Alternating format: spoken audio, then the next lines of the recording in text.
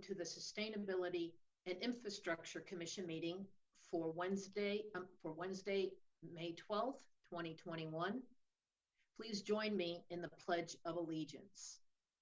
I pledge allegiance to the flag of the United States of America and to the republic for which it stands, one nation, under God, indivisible, with liberty and justice for all. Thank you. Cookie, could you please do roll call? Commissioner Robbins? I am here. Commissioner Narita? Here. Commissioner Rowinski? Here. Commissioner Lorraine? Here. And Commissioner Reyes is absent and excused. Okay. Before we get into the meeting, I just want to remind everyone, despite the improving pandemic environment, current physical distancing protocols are still in place. And as a result, the city has made available for people who want to participate remotely 2 ways of doing so. For people joining the meeting by video link, by the video link using the Zoom meeting link found at the top of tonight's agenda. To participate, raise your hand. Use the raise your hand button to be called on.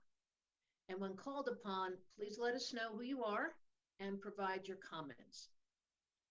The other way for people to participate in tonight's meeting is by phone, and that is by calling 408-638-0968. Once again, 408-638-0968, and entering into your phone's keypad conference ID number 89 30 62 27 46 and the number 2. Once again, 89 30 62 27 46 and the number 2. And entering the passcode 168059. Once again, 168059. Then press the pound and press the *9 key to raise your hand to be called on. And when called upon, press *6 to unmute and introduce yourself and provide us your questions. The video and phone options for public comment will remain open and available until all public comments have been made to the Commission. The next item on tonight's agenda is the consent calendar. There is one item, that is to approve the minutes from the regular Commission meeting of April 14th, 2021. Do I have a motion? I move to approve the minutes. I'll second that. Thank you. Cookie, roll call vote, please. Commissioner Robbins? Aye. Commissioner Narita? Aye. Commissioner Rowinski? Aye. And Commissioner Lorraine? Yes. The motion passes 4-0. Okay, thank you. The next item on our agenda this evening is public comment for persons wishing to comment on an item not appearing on tonight's agenda. State law prevents the Commission from acting on any matter not on the agenda. However, comments are welcomed, and staff and the Commission will take note of them and may consider them for inclusion into future Commission meetings. Cookie, do we have any speakers? I show a hand raised by Drew. Okay. Okay, so we have one speaker. Yes. Okay, and as we know, individual speakers have 3 minutes to speak. And for those joining by video, please note the 3-minute timer in the upper left-hand corner of your screen. For those commenting by phone, Cookie will inform you when your 3 minutes has expired. Drew, please.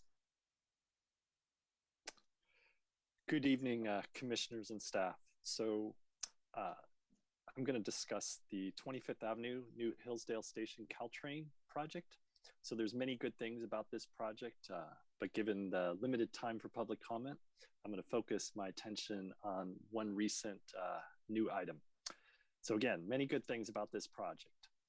But recently, a 7 to 8 foot high fence has been installed on the west side of the new roads at 28th Avenue and 31st Avenue. And I kind of was stunned at it. I was like, what the heck? Why is this? And as I look at it more and more, and I drive through there and I'm traveling through there, especially having a 7 to 8 foot high fence right at El Camino when the retaining wall is like 1 foot high is just like just way out of place.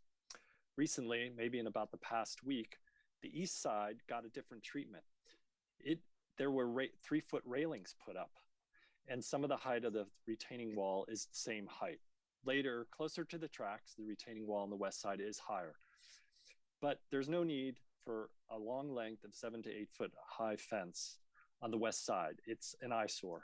This is a great project. This fencing is going to be there for the next 50 plus years. We don't need the treatment different on both sides of the track. So this is the only station where this is set up like this, at least for sure, any new station that's been done. We're not talking about fencing next to the track on a safety issue. This is fencing next to the road. For a retaining wall, I'm not sure. After many meetings where I've heard the city talk about inclusivity, equality, values of the city over and over and over, when I see that the west side is being treated different than the east side for a similar application, this just doesn't sit very well with me. Hayward Park also had issues with the fencing and they got a modification. For me, I'm not asking to rip all the fencing down and put a 3 foot railing, but I am saying, and there's several options, but one just brainstorming through is the fence near El Camino can be cut down to more of a 3 foot high fence. It will not cost that much money to just cut it. And then it could be tapered slowly back up, maybe a foot higher at every 50 foot section or something, but it can just be made to be more pleasing and more welcoming to the station area. This is for 28th Avenue. For 31st, the sizing's a little different, but still the concept of being tapered would be much better than this instant 7 to 8 foot high fence. And ironically, I think Burger King and Lamps Plus will probably do something with their current fencing at some point for the marketing to be more visible. And yet it's just like, why do we have chain link fencing like this set up? So that's what I would like to be addressed while there's still funding and still time to make this change versus having to live with this for the rest of our lives here. Thank you. Okay. Thank you, Drew, and good to see you again. Cookie, any other speakers for the open? I see no other speakers. Okay. Seeing no other speakers, we will conclude this public comment section and move to new business. There are 2 items under new business. The first item is an update from staff on recent citywide bicycle and pedestrian projects. No motion by the commission is required because this is an informational agenda item. We will begin with a presentation from Sue Ellen Atkinson, Principal Transportation Planner for the city. And welcome back, Sue Ellen. Good to see you. Hi, thanks for having me. I'll go ahead and share my presentation. Sure, as you're getting ready for that, I just want to mention Sue Ellen's presentation will be followed by questions from the commission to staff. Then we'll move to comments from the public that are made either by video or phone. And once all public comments have been heard, I will bring the discussion back to the commission for any final questions. And I ask that you keep your questions to no more than 2 for Sue Ellen, followed by your final comments. Sue Ellen? Great. Good evening, Chair Rowinski and Commissioners. Sue Ellen Atkinson, Principal Transportation Planner with Public Works. I'm here tonight for the 3rd quarter bicycle and pedestrian program update. So tonight we'll go over the infrastructure projects that are currently underway, planning projects that the department is working on as well, and grant efforts and updates on grants. And just a note before we go through the various projects that at this time in May 2021. We're just over a year past the adoption of the 2020 Bike Master Plan, and we're well into implementation. So we're glad to see the progress that we've made thus far over the last 13 months. First project is North San Mateo Drive Complete Streets project. This project converted a 4-lane roadway to 2 lanes with a center turn lane and bike lanes. Through the construction on this project, the city installed a mile of Class 2 bike lanes, bicycle boulevard, and other elements, including green infrastructure and curb extensions. This project is substantially complete as of now, and staff is working on going through the final punch list items. So tonight I get to share some great photos of the construction in its current, very, very nearly completed state. And I'd encourage you all to take a trip out there if you haven't already. And then I'm able to share a quick little before and after of the same area on North San Mateo Drive, where it was prior to the project and where we are today. So we're really glad to share that update with the commission and public tonight. The next project is the 20th Avenue Bicycle Boulevard. We have 2 portions of that project. The first is the west portion from Mason Lane to El Camino.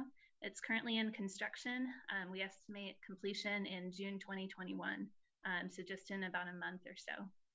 The east portion from West Kind to Saratoga Drive was one of our temporary Safe Streets Initiative locations, and that is now, the transition to the permanent bike boulevard is now complete.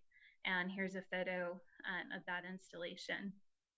Going back to the west portion from Mason to El Camino, we have some photos here of construction in progress.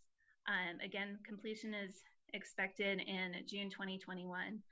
This was one of the first projects from the 2020 Bike Master Plan to go into construction. And as part of that, we've had some challenges along the way. This and a few projects that we'll be discussing later tonight, we found some trade-offs in terms of implementing our Bike Master Plan projects. While a large number of the residents are excited about having a new bike facility in the neighborhood, there have been some resident concerns about loss of parking and about curb extensions. But going out there and walking through it or biking through it right now, it'll be great when it's done in June. The next program that I wanted to update you on is our Community Development Block Grant CVBG program. Again, we've got a rough estimated budget in total of about $1 million. We're looking at implementing 2 high priority projects from the Bike Master Plan with these funds. The first is the number 2 priority project in the Bicycle Master Plan, which is on Humboldt Street, stretching from Peninsula down to 5th Avenue. In the Bicycle Master Plan, this is called out to be a bicycle boulevard down to Poplar, and then Class 2 bike lanes continuing south. In doing the traffic analysis as part of the pre-design effort, and in looking at the future potential projects going on at Peninsula Avenue, the traffic analysis, through the traffic analysis, staff realized that an increased level of safety was necessary for that facility, and has recommended that this portion from Peninsula to Poplar is Class 2 bicycle lanes as well. So that would be bike lanes the entire length of the project from Peninsula Avenue to 5th Avenue. The second portion is on Poplar, Delaware, and Indian. It's our 4th highest priority project. This implementation is a combination of bike boulevard and Class 2 bike lanes. So going into that, as I foreshadowed in our 20th Avenue project, we're getting into some trade-offs when we're looking at design of these projects. We have a roadway network that was largely built for vehicles and largely still used for vehicles. As part of that, we have a very limited amount of right-of-way that we're able to work with, and we're trying to fit in mobility for different types of modes into that very constrained right-of-way. So when looking at the design for these projects, we're looking at some trade-offs that need to be made. As part of that, we're looking at a potentially substantial amount of partial parking removal, potentially the west side of Humboldt Street for the entire project length, and then the south side of Poplar Avenue from El Camino to Delaware. We're also looking at operational modifications if we're able to, rather than removing parking, if we're able to make operational improvements in terms of travel lanes and remove turn lanes if that's feasible. So we're looking at different options, really looking at the public right-of-way and how we can best utilize that for mobility for all modes. As part of that, we conducted data collection, including parking occupancy assessment for all of the areas where parking removal is, I'm getting glare, sorry, where parking removal is possible, including side streets. And what we found is that there is sufficient capacity with the remaining parking and on side streets to make up for the parking removal that is potential. But we still anticipate that there's going to be community concern regarding the parking removal for those projects. With that in mind, we've gone forward to set up a community meeting with the North Central neighborhood on May 27th, and we'll be starting our community outreach, advertising that meeting next week. So moving on, we have the Downtown Parking Garage Pedestrian Safety Project, which is looking at pedestrian safety improvements at 3 downtown garages where there are significant conflict points between pedestrians and vehicles. We are currently still in phase 2 with 95% drawings getting finalized right now. So we should have full construction documents in the next month or 2. The next project is the 5th Avenue bike lanes. This is being implemented as part of one of our larger paving projects that Public Works routinely conducts. The bike lanes will be Class 2 bike lanes from Virginia Avenue to El Camino. This is in the Bike Master Plan as a portion of high priority project number 16. It's moved up on the list because we're doing a paving project there and we're able to coordinate the two to have the bike improvements as part of our regular paving effort. The project is expected to begin advertisement in May 2021, just another week or 2. And again, we have some trade-offs on this project. We have a very narrow stretch of 5th Avenue from Virginia Avenue to the Maple-Dartmouth intersection, and we're looking at the need to remove parking on both sides of the roadway for that stretch. That roadway is part of our residential parking permit program area. We're able to do direct outreach to the permit holders who live on that portion of 5th Avenue to notify them of the change, in addition to regular notification about the project. We'll also be notifying the residents that they'll still be eligible for residential parking permits and of other areas in the neighborhood where they'll be able to park. Moving on to to planning projects, we have our Transit-Oriented Development Pedestrian Access Plan, or the TOD Pedestrian Access Plan. That's a TDA Article 3 grant-funded effort that's looking at the full path of pedestrian travel in our TOD area, so about a half-mile away from our high-quality transit stops. That project was recently awarded to Fair and Piers, and we're doing our internal public works staff kickoff next week. So we're really excited to get going on that project. Moving to grant efforts, Active Transportation Program, ATP, offered through the California Transportation Commission.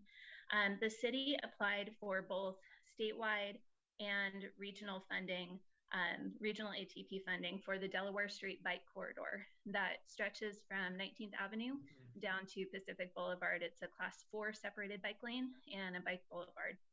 It's categorized as a Safe Routes to School project because it serves 2 schools that are nearby that corridor, the George Hall Elementary and Fiesta Gardens International. I'm really happy to share that we were recommended for full funding for the regional ATP program for $1.6 million for design and construction of that project. We've made it through the MTC board vote on that, and the final CTC vote approving the recommendations will be late in June. Update on another grant program that we had come in with. We were all looking forward to the MTC Quick Strike program. We applied through CCAG for the Delaware Street project in a quick build form. So rather than full construction, it was using quick build implementation. We were successful in that, and we were recommended for Quick Strike funding as a Tier 1 project. So I think we're the second highest ranked project on that. However, once we found out about the ATP funding for the full construction, we notified CCAG, and they are going to utilize that quick strike funding to allocate to other city projects, other jurisdiction projects, while we utilize the ATP funding for that same project. And finally, we have the Caltrans Sustainable Communities Grant, for which we applied for the San Mateo Complete Streets Plan. That's a new comprehensive multimodal plan. We are still awaiting a decision on that from Caltrans, and we're expecting to hear in June 2021. And finally, I wanted to bring your attention to a new bike project webpage that we have, cityofsanmateo.org/bike plan. That's taking our 2020 bike master plan page and moving it into implementation right where we are. So we'll have information on upcoming projects, in progress projects, and completed projects with their own web pages linked. And we have a very fun interactive proposed network map that you can click on, and you'll see information about the project. When projects are complete, they'll show up as solid lines. So I hope you enjoy clicking around on there and follow our progress along. And with that, that concludes my presentation, and I'm happy to answer questions. Great. Okay, thank you, Sue Ellen. As I mentioned, let's kick off this session, the next phase of this meeting with questions from the commissioners, and let's start with Commissioner Lorraine. Okay, thank you, Chair. And thank you, Sue Ellen, for the presentation. I did want to start off by asking about one other project that's very related to the 28th Avenue Bike Boulevard projects. It's in between them, related to Hillsdale Station, and I know the city has a project sort of from Edison to El Camino that it's working on and is in a certain phase, and of course there's like accessing the station itself and perhaps crossing the station either east-west or the opposite direction. Would you be able to give maybe just like a high-level update on kind of the status of bike ped in that area between the two bicycle boulevards? Sure. We do have, it is essentially two projects. So we have our grant-funded effort from Edison across El Camino that we're entering into the funding agreement now, so we haven't started work on that. That grant funding is for design and environmental review, so that we can design that very critical connection across El Camino. With regards to the underpass at the 28th Avenue, the Hillsdale Caltrans station, there will be class 3 lane markings going in the next few weeks on an interim basis while the city and Caltrain evaluate implementation of the planned class 1 bike ped path on the north sidewalk. And I believe that we have a community meeting coming up next month to discuss options there. And if Azalea has any additional information there. Thank you, Sue Ellen. You covered it. Excellent, thank you. Sue Ellen, you mentioned some trade-offs related to the east side of the Bike Boulevard project on 28th Avenue related to partial parking losses, I think, and similarly in the Poplar and Indian pieces of the CVBG project. And I wondered if maybe you could elaborate or perhaps go over that just a little more to give us a sense of whether these projects are changing because of the situation sort of on the ground once the project begins, changing the perspective on what needs to happen to complete it, or or if it's just, yeah, maybe could you maybe just especially with regard to the CDBG, because I think like even the 5th and Virginia project you mentioned, when those might be two questions, but I feel like, with regard to that project, for example, because it's not a bike boulevard, maybe you could, like, if a lane is going in there, or maybe if it is a bike boulevard, like, can you give us a sense of like why parking's being lost and whether anything's changing with these projects? Sure. The overall answer is no, nothing is changing with the projects as related to what was adopted in the bike master plan. Outside of the portion on Humboldt where class 2 bike lanes are indicated rather than a bike boulevard. For both Humboldt and for Fifth Avenue, they're class 2 bike lanes. So they're striped 6-foot bike lanes on either side of the roadway. So in order to implement that, we need to look at the right of way as a whole. So you have,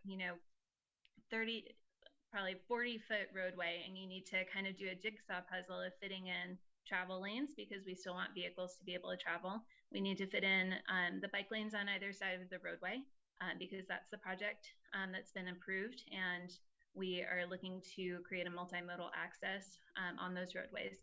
And then you basically have, the width of the roadway minus the travel lanes, minus the bike lanes. And then that's what you have to work with in terms of providing for parking lanes. And so the trade-offs that I mentioned is that in order to implement the recommended projects or the adopted projects in the bike master plan on those roadways, we do need to make some decisions about removing parking in some areas so that we can fit the bike lanes, or looking at where there might be areas where we could shorten a turn lane or remove a turn lane if it's feasible operationally in order to make the best use of that constrained width that we have. So it's really a juggling act to try to prioritize mobility for all modes and utilize the right of way that we have because it's static. Yeah, thank you for that. And so when you mentioned on one of your slides, for example, on Humboldt with the CDBG project, that one of the potential parking losses might be like on the west side of Humboldt, is that for potentially blocks long, or is it like certain pieces of a block? It is potentially for the entire length, depending on what type of operational changes we might be able to make in terms of vehicle lanes. Aha, very good. I think those are my biggest questions for now. Thank you, Chair. Okay. And thank you, Swell. Thank you. Commissioner Robbins, questions? Yeah, just a couple of them. Thanks, Sue Ellen. Excellent presentation as always. Forgive me, I'm having system problems, so I'm multitasking quick so I don't get locked out and have to cancel the Zoom and come back. There we go. Hopefully that worked. I apologize for that. My question's kind of the same for several projects. For the transit-oriented development pedestrian access plan, I was just wondering what the dollar amount of that award was. I don't think you gave that to us. You got Article 3 funds? I'd have to look into that and get back to you on the specific dollar amount. Okay. And then, well, the follow-up would be, and how far does that take the project? Is it whatever the dollar amount is that a soup to nuts, take it to completion? It'll result in a final plan. When we went out for the competitive RFP process, I think the total project value was in the $130,000 range. When we went out to the competitive RFP process, we included that amount and included the scope, general scope, and what we were looking for the plan to result in, and all of the consultant firms that provided proposals for that were expected to provide scopes for what they were able to accomplish to result in a finalized plan. Okay, thank you. And then the similar question, though it's a little more convoluted, I guess, the Caltrans Active, the ATP plan, which is going to be part of this Safe Routes to School. And I said that's a 1.66 mil, and then you punted on the the follow-up that can go to other jurisdictions, because you got that. How far is that supposed to take us? That 1.66 million is for design through construction, all the way through construction, including environmental and right-of-way. That's fantastic. So that'll Correct take us answer. to projects on the ground. Yeah, that's great. I always worry about that, but that's fantastic. Thank you. Those are my questions, Chair. Okay. Commissioner Narita?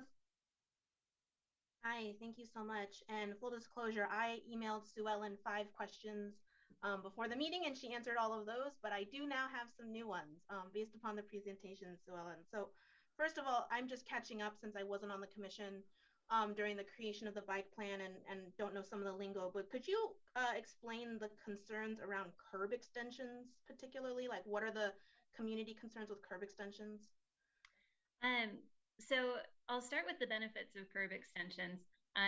Curb extensions put the pedestrians a little bit more into the visibility for motorists, and they shorten the crossing distance. So that's why we're implementing curb extensions as part of bike and pedestrian safety.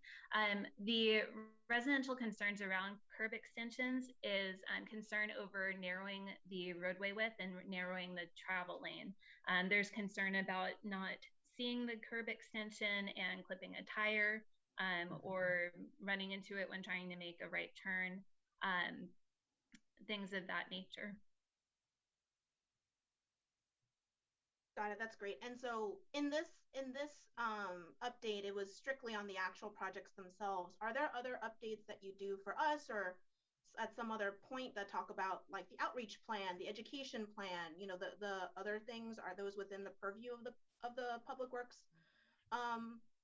staff, or is that another part of the city that does it? These are my hi, I'm new questions. I apologize if the other commissioners already know the answers to these. Sure, I'll take a stab at that, and I'd welcome Azalea stepping in if needed. Public Works has our own communication staff, Kelly Benz, who works really hard on doing all of our social media and our mailers and our website, everything that gets the public eye for Public Works. We work on internally with our own staff. In terms of coming to the commission for outreach plans or something of that nature, as part of some projects, we discuss the outreach effort. For example, as part of the TOD pedestrian access plan, I alluded to we'd be coming to the commission a few times with updates on that project, and one would likely be with the planned outreach or have the outreach summarized as part of another presentation. So in individual projects, there may be a point at which the commission weighs in on public outreach, but it's not necessarily a routine thing or for every project. And on the public outreach piece, does the city have like a theory of change of public outreach? I scanned through the bike master plan and some of the data was, you know, less than 2% of the residents currently bike. But you know, that's pretty normal in a lot of places, and there's various theories of change. Build it and they will come, you know, get people up, you know, do proactive outreach, get people on bikes, make biking really easy. And so just in a couple sentences, is there an approach to general public outreach that the city has on this front to accompany projects overall outside of social media? I think I'll defer to Azalea for the departmental approach in terms of outreach. I think she has more information there. Sure, absolutely. Commissioner Nikita, thank you. So yes, we are, you noted, I liked your phrase about theory of change. We've actually been discussing this a lot internally, that I think the city of San Mateo is at an inflection point where our council has prioritized pedestrian and bicycle projects, but there are trade-offs. So yes, we are, last year we focused on our Safe Streets campaign. So that is an educational effort to make sure that, you know, drivers, bicyclists, pedestrians really understand that our public right-of-way is used by all. So that approach has been educational. And as part of the general plan update, like Sue Ellen noted, we will be embarking on the Complete Streets plan, and there will be a robust public outreach effort as well. So I hope that answers your question. Thank you. That does, thank you. And then again, this is one of my hi, I'm new questions. When does the commission, apologize for any background noise you hear, when does the commission provide any like decision, do a vote on something? Is it just for the plan that had already happened last year, and so now we'll just be getting updates for the foreseeable future, or is there another time, Sue Ellen, when we should be expected to make a decision somewhere, or an advisory decision? The commission at the time of reviewing the final bike master plan voted on a recommendation to city council for adoption. In terms of each individual project that's implemented, typically there's not an additional vote. For the items that I bring to commission, there are also votes on, for example, supporting the signature of a letter of support for grant or something of that nature. But in terms of individual projects that are implemented or included in the CIP budget, there's not an individual commission vote on each project. That's great, thank you. And then final question, do you have a dollar amount of kind of getting to maybe blowing up what Commissioner Robbins was saying, but do you have a dollar amount of everything? You have this wonderful website with a lot of dotted lines on it, on the map, and I'm curious, is there a magic number that would get us to full completion over X amount of time for Y amount of miles in this map? And I ask this, with the hope that federal, infrastructure dollars are coming down the pike within the next, year, hopefully, and hearing a lot of talk about, being ready for that includes having these kinds of plans that we have, but also needing the dollar amount associated with big infrastructure investments. That is a great question. I know that we do have it totaled up, but it is not in my head right now. So I'll have to look into that, or Azalea might have that prepared. I believe it's $33 million. Right? Yeah. Mm-hmm. Hey, let's go get it. All right. and Commissioner Narita, we've actually have been working on, we've been submitting earmarks for on bicycle projects, because we understand that it's a funding issue. How do we fund such a big and ambitious plan? Absolutely, and these are incredibly cost-effective projects too. So kudos to you on that front. That's it. No more questions, Chair. Thank you. Okay, thank you. I just have a few here. So, Ellen, just for the public, for those listening, I just would like a statement or an explanation of the difference between complete streets and safe streets program. For example, the North San Mateo Drive project is a complete street program. The West Key Street to Saratoga Drive was a safe streets program that has now been converted to a bike boulevard. But just so people, and Azalea had referenced this a few minutes ago. So just so people understand the difference between these two, particularly from what I'll say, a bicyclist or a pedestrian's point of view. Sure. Complete streets denotes a roadway that's been built for all modes. So there's room and designated space for vehicles, for bicyclists, for pedestrians, transit if that's available in the area where you are. Safe Streets is a program that the city implemented at the start of the COVID-19 pandemic, where certain roadways were closed to through traffic, and to encourage additional right-of-way, additional space available for socially distanced outdoor activities. There's also a Safe Streets communications campaign that Public Works staff and the San Mateo Police Department are working on an ongoing basis around bike and pedestrian safety.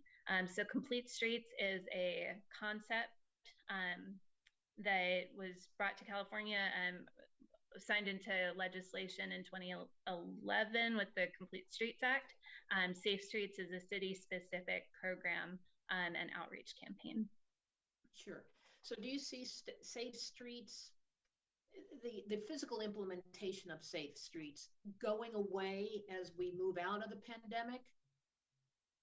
and I say physical implementation because you had mentioned about communication and education, which is an educational effort versus an infrastructure effort that is creating safe streets. Do you see the infrastructure component being phased out, but the educational component still staying in as we move out of the pandemic?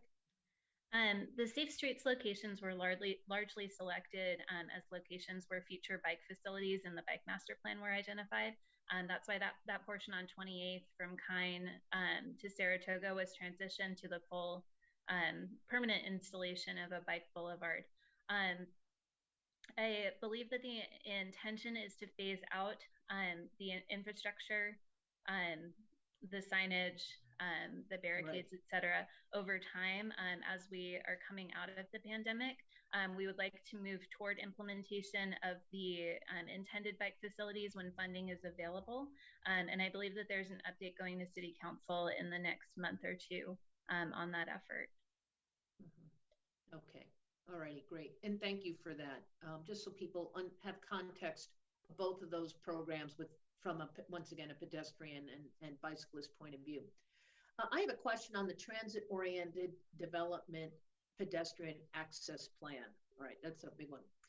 And it's basically securing funding to evaluate a full pedestrian path to the city's transport stops. And I'm assuming those city transport stops are probably the Caltrans stations. What is a full pedestrian path? That's a good question. And yes, it is right now to the 3 Caltrans stations in the city. At such time that Samtrans routes are back and running, the Rapid on El Camino also qualifies as high quality transit. It squeezes in at 15 minutes headway. So we'll keep an eye on that designation. What the pedestrian access plan is looking at is the pedestrian experience within our transit-oriented development areas. When we're looking at development in these areas, the assumption is that occupants, office tenants, residents in those areas are going to drive less often because they're able to walk to mixed-use development, they're able to bike, they're able to access transit really easily. But what we don't look at is the route that they're walking. We just looked at the routes that they're biking through our bike master plan effort. We haven't looked at the full path that they take within the TOD areas to our transit stations to make sure that the ramps are up to code, that the lighting is sufficient, that crosswalks are installed where needed. If any upgrades to the pedestrian environment are necessary in order to make that safe and comfortable, to encourage the occupants in the TOD area to actually walk to transit like we are assuming they'll do. Those are the types of projects that we're looking to come out of that plan. Okay. Because the assumption is that they're utilizing transit and we want to ensure that they're able to access it by active modes. Okay, all righty. Thank you for explaining what a full pedestrian path is. Okay, I have no further questions. And so I think at this point, it's time to head out to the public for comment on this particular update. Cookie, do we have any speakers? I see no hands raised. Oh, there's one from Drew. Okay, great. Okay, Drew, you're a veteran on this. 3 minutes, and our timer's in the upper left-hand corner of the screen, assuming you're on video. I am. Good evening again. So blast through a number of things. I want to make a plug for scooters in the concept of a number of these things. We talk about bikes and peds, but there's people on scooters and skateboards, just that signage or just different markings are more inclusive, not just bikes were appropriate. Just a plug. The other thing was the dollar amount for the projects. That sounds roughly right, but that does not include any of the overcrossings on 101 or 92 or Caltrain undercrossings. Those were viewed as big projects at a very different scope than what's contained in the master plan as far as in the detail. But as far as we need a lot more money than just 33 million to do some of the things we want. One thing I would love to see is I'm going to use the small cells as an example, is like an email list that any kind of community meetings or anything related to bike ped type stuff, there's an email that gets sent to anyone who wants to be on it, even if it's a neighborhood meeting, because like microcells sends out updates. I'm on the microcell thing for kind of anything.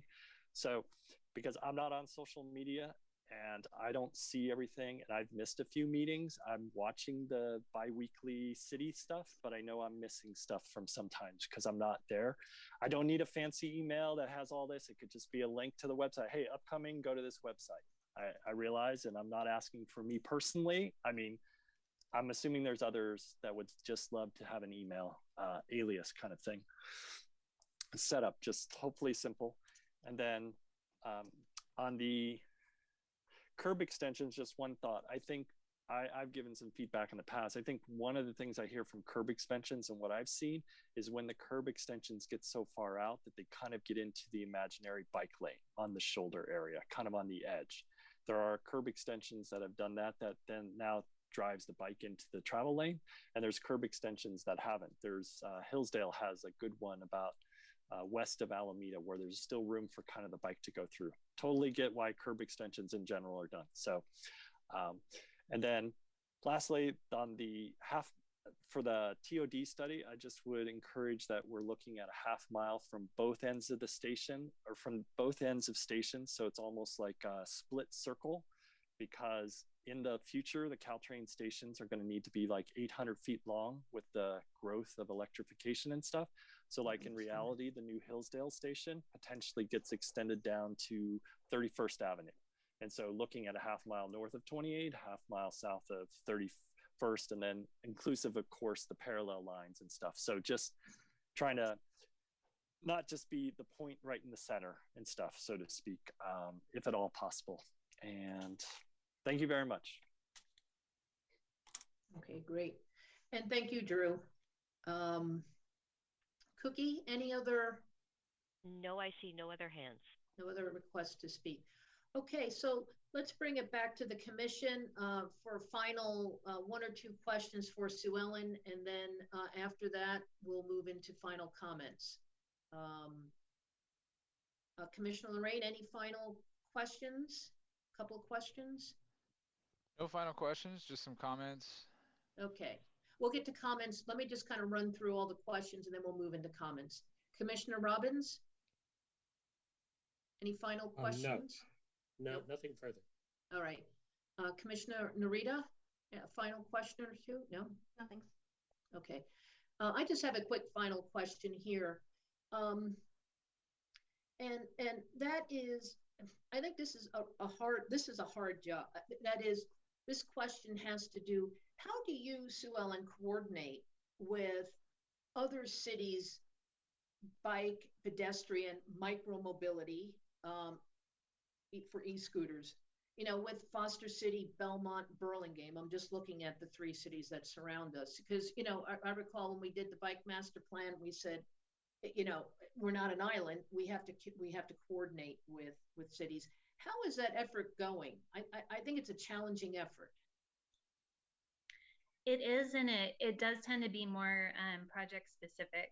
We had some good collaborative efforts with Burlingame on a pedestrian improvement project that they were doing that was partially within San Mateo, so on our north side, and that was really a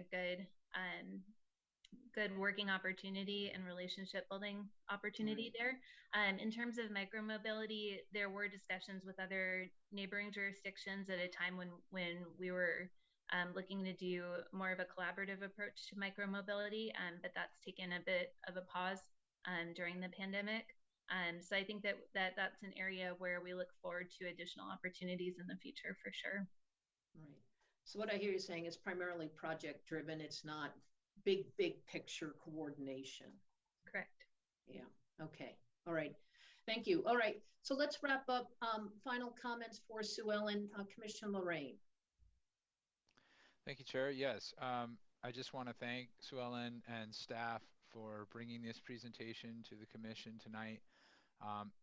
I really appreciate this opportunity to get regular updates on these projects and our opportunities to get funding for other projects, celebrate successes, project completions and grant wins. So thank you very much. I got a lot out of this item. It's great to hear in particular, but not inclusive of everything, an upgrade at Humboldt and Peninsula to Class 2 lanes from Peninsula going south. That sounds awesome to me and definitely important as we're going to be likely increasing traffic there with the project moving 101's exit there, and just in general, as somebody who lives on Humboldt and bikes around there, that sounds great. I appreciate that.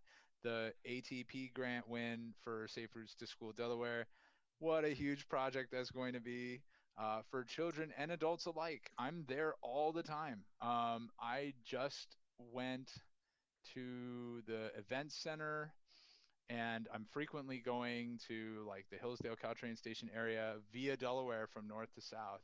So I'm frequently in that Bermuda to 28th area. And of course, as we're trying to use these bike boulevards and other projects, that's going to be huge. So really looking forward to that one. San Mateo Drive, huge difference if anyone hasn't gotten on there yet. I realize it may not be everybody's complete ideal project in every way possible, perhaps, but just the feel on the path as opposed to what it was like to ride on San Mateo Drive before any of that was put in is a totally different world, which I think speaks a little bit to what Commissioner Narita was saying about and Azalea about the theory of change and certainly part of the idea behind this new master plan is indeed to get more people who otherwise would not be interested in riding to ride. And I think a project like San Mateo Drive can go a long way on something like that. I'm very excited to check out the website. A huge, cool reveal. I have to admit I was unaware until this meeting, so this is a sweet update. Very much looking forward to poking around there, and I know a number of biketivists will as well. And I will be marking my calendar for these community meetings on May 27th for the CDBG projects in North Central to discuss some of those trade-offs that Sue Ellen mentioned and find the best San Mateo way forward. And in June for the Hillsdale Station options as well. I'm very glad to hear that a community meeting is happening about that, because right now I have to say, as cool as it is to have a new Caltrain station opening in our city, to not currently have an easy way to get through it on a bike is really unfortunate. And so I'm looking forward to the Class 3 put it in for now and a solution to that to connect our bike boulevards as soon as possible. Thank you very much. Thank you. Commissioner Robbins, final comments? Appreciate the update. Been following this for years, of course. No further comments. Just thank you. Thank you. Commissioner Narita? Thanks. Yeah, so I'm kind of cheating on my my day job, but I just would like to urge the city and even maybe collaboration with other cities to really be clear and public about the dollar amount that's needed to execute upon these projects. And also on top of that, sharing these stories of success locally and of changing hearts and minds locally is what creates a positive feedback loop for further investments and justifications for the federal government. I'm sure you all know this, but this is for the public and for others, it's just really important to just have those crisp kind of stories to tell. And so I didn't know that collaborations with the other cities were on a one-off project basis, and so if there's any opportunity to coordinate on even bigger numbers for our greater community, those could be really great to consider. And I think I'm still really interested in also understanding the outreach pieces later on, and I look forward to hearing about those and other specific projects. And that's it for now. Thank you. Okay, thanks. I have three final comments. The first one is regarding the loss of parking spaces to build bike lanes and whatnot. Understand that. But I'm just going to put this out here. I'm wondering, for those neighborhoods that have lost parking due to, we'll call the addition of bike lanes or micro mobility lanes, however we want to put that, if the residential parking permit might need to be modified for those neighborhoods who have lost parking. Currently, the residential parking permit it's got some pretty strict criteria, but it could be worth investigating if we modify that, once again, for those neighborhoods who have lost parking because of, as a result of the implementation of this plan. I did visit the website. I thought it was great. I was on it today, really enjoyed it, very useful, but I'm gonna go back to a comment that Drew made. Please put up email, the ability for people to get email updates on all of these meetings, just like the small cell folks do. And I would do that sooner than later, being we have some meetings coming up. And then my third final comment is on our next pedestrian bicycle micro-mobility plan update. I would like to see an update on some of those overpasses, particularly the 101 overpass and the 92 overpass. There's been discussion, but as Drew pointed out, you know, they currently are, if I'm understanding, not included in the budget of 33 million, fine. That needs to be updated accordingly, but also an update on these two particular projects would be appreciated on the next time we gather. Okay, great. Well, as always, we have now concluded the third quarter update for the citywide bicycle and pedestrian projects. And as always, thank you, Sue Ellen, for your time. And I'm sure we will be seeing you in the next 3 months, 4 months time frame. So thanks a bunch. Thanks for having me. Take care. Okay. The second item under the new business agenda is to receive the annual progress report on the city's 2020 climate action plan. This update will be presented by Andrea Chow, the city's sustainability analyst. No motion by the commission is needed because this is an informational agenda item. And once following Andrea's presentation, we will have questions from the commission. Once we've completed the round of questions, we'll move to comments made by the public, either by phone or video. Once all the comments have been heard, I'll bring the discussion back to the commission for any final questions and comments for Andrea. Okay, Andrea, the floor is yours. Great, let me go ahead and share my screen. All right, are you seeing my presentation? Yes. All right, so good evening. My name is Andrea Chow. I am the Sustainability Analyst for the City of San Mateo, and I'll be presenting a progress report update on our Climate Action Plan implementation. So the city's 2020 Climate Action Plan was adopted last year, April 6, 2020. The Sustainability and Infrastructure Commission was very involved in the development of the updated Climate Action Plan. And this document actually builds upon the city's first adopted Climate Action Plan that was adopted in 2015. It establishes new greenhouse gas emission targets for 2030 and 2050, and then accompanying those also adopts a suite of different strategies and measures to meet those targets. This graph depicts the City of San Mateo's community-wide greenhouse gas emissions for 2017, and this inventory was prepared as part of our 2020 Climate Action Plan update. It showed that we've made great progress on our greenhouse gas emission goals, and we actually exceeded our 2020 target. We were able to reduce emissions by 18% below our 2005 baseline when our target was 15% below that 2005 baseline. I wanted to point out that the majority of our emissions are from on-road transportation. So that includes all on-road vehicle trips on local roads and state highways. And then the next largest portion can be attributed to buildings. So the built environment, including all residential buildings and commercial and industrial buildings, contribute a lot to our carbon footprint, and that number includes all of the electricity and natural gas consumed at these sites. So our climate action plan addresses greenhouse gas emissions in all of these different sectors, but you'll kind of see that some of our measures have more reduction potential than others. The Climate Action Plan organizes greenhouse gas reduction strategies into 9 categories. They are building electrification, renewable energy, energy efficiency, municipal energy efficiency, clean transportation fuels, sustainable transportation, solid waste, water and wastewater, and then finally off-road equipment.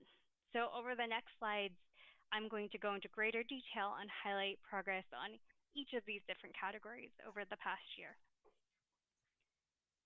So starting with building electrification, this is actually a new greenhouse gas emission reduction category of this climate action plan. Building electrification, or the construction of all electric buildings, refers to buildings that have no natural gas service. So all electric buildings are served by only electric appliances for space and water heating, clothes drying, cooking, and more. And by avoiding the use of natural gas, a fossil fuel, an all-electric building has a much smaller carbon footprint. So the Commission has been very involved in what I've got on the slide specifically, which is the development of building electrification reach codes. What I'm showing is the city's adopted reach codes in 2019 that took an approach to encourage building electrification by allowing 2 options. So at the time, we allowed construction of either an all-electric building or a mixed fuel building that met a higher energy efficiency standard. So you could only build that building if you exceeded the state's requirement by a certain percentage, which is shown in the table. So this reach code was actually only in effect for 1 year, from January 1 to December 31, and was later replaced, which I'll talk about next. But during that 2020 year, I worked with our community development department to look at some permit data, and I wanted to share that even though this reach code did not apply to accessory dwelling unit developments, there were 7 permits for new all-electric ADUs. And the Waters Park project also got their building permit last year, and that will result in 190 all-electric dwelling units. Okay, and then in 2020, the city adopted a reach code replacing what I just showed on the previous slide, to instead require all residential buildings and buildings with office use have to be constructed all electric. So this will have a impact through the end of the code cycle, which is in 2022. But the following residential projects in the pipeline, which will be subject to the city's building electrification reach code, will result in a large number of new all-electric residential units. So we're thinking about the Concord Passage project, that's 961 units, the Peninsula Heights project, 290 units, and then our very own downtown affordable housing project, Kiku Crossing, that's going to result in 225 units planned to be all electric. I will note I'm sharing some great data and facts about new construction. It is a bit easier, it's much easier to track than the electrification or fuel switching at existing homes. Right. So I did want to make a plug, though, that there are rebates and incentives available for homeowners to replace any gas equipment, such as their gas cooktop, their gas stove, or gas dryer with electric appliances. So those incentives exist, and I actually have more information on that because both energy efficiency and building electrification measures are part of the Bayren Home Plus program. So this residential program is really focused on existing buildings and providing rebates to incentivize replacement and upgrades in your home. And so this program provides rebates for installation, heating and cooling equipment, water heaters, air sealing, duct replacement, and then, as I mentioned, the dryers and cooktops. So this is both an energy efficiency program that has some building electrification measures. And then in 2020, 16 single-family home retrofits or upgrades were completed through this Bay Run Home Plus program, which equals 41 individual measure rebates issued through the program. And very recently, Peninsula Clean Energy actually launched a heat pump water heater adder rebate. So it's related to this program because it's done through the Bay Run Home Plus program. But basically, San Mateo County residents are eligible for even more funding if they decide to replace a gas water heater with an electric heat pump water heater. Okay. And I'm very excited tonight to highlight the city's efforts on municipal energy efficiency upgrades through PG&E's Sustainable Solutions Turnkey program. So this $3 million project included lighting upgrades, HVAC upgrades, and building management system upgrades at most city facilities. And there are some outstanding energy savings associated with the project, including 1.8 million kilowatt hours annually saved of electricity and over 22,000 therms of annual gas savings, cumulatively at all the sites that were impacted through this project. So this project began in 2018, and all the on-site work is now complete, and we have some early data to show how we're doing. So this graph shows how we are already seeing electricity savings compared to our 2016 baseline. So the lines in blue, or the solid block in blue rather, depicts what was expected from our 2016 baseline, and the orange depicts how we performed over 2020. And again, this is a cumulative snapshot of all of the different sites that were upgraded during the project. But I think what's exciting is that we're seeing measurable savings in electricity. And of course, there should be savings from this project, but I'll also add that these savings are on track with the modeled targets that were done for the project. And similarly, that can be said of our gas savings. So we're doing a good job, or we're seeing the results we wanted to see from this effort. So we're very excited about that. Okay, so beginning in the 2019 code cycle, the state of California building code actually requires that all new residential construction install solar. So you might previously remember that the city had required solar as a REACH code for the previous cycle for all new construction. So instead, for this code cycle, the city adopted a REACH code to continue this requirement for non-residential construction, since that was not required by the state's code. Aside from new construction, staff continued to promote discounts and rebates for solar installation. But I think one very notable trend that is shown on this slide is the very large increase in the permits for battery storage. So all of the battery storage installation permits are associated with the solar permit. So we're seeing homeowners or property owners install batteries accompanying solar. But I'll just highlight that in 2017, there were 9 permits, and last year in 2020, there are 87. So it's a huge jump.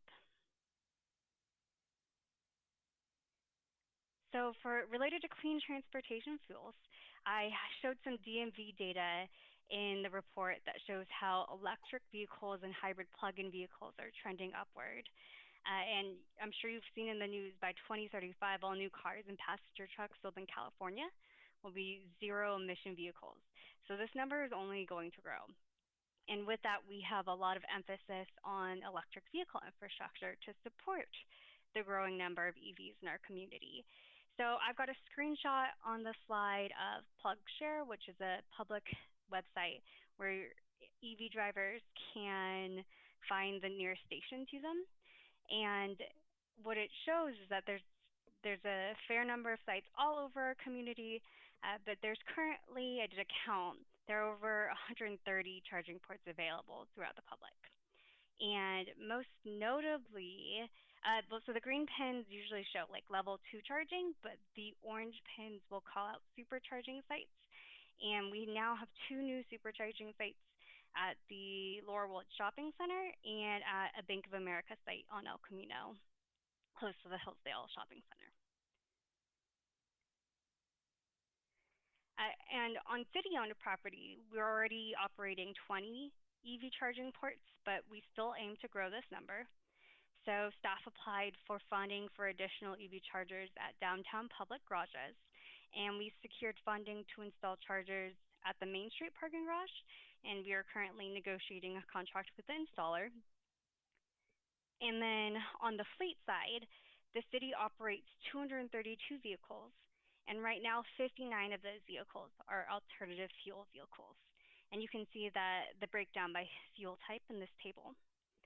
But moving towards a fleet with more electric vehicles is already a city council priority, so I'm sure you'll hear more about that.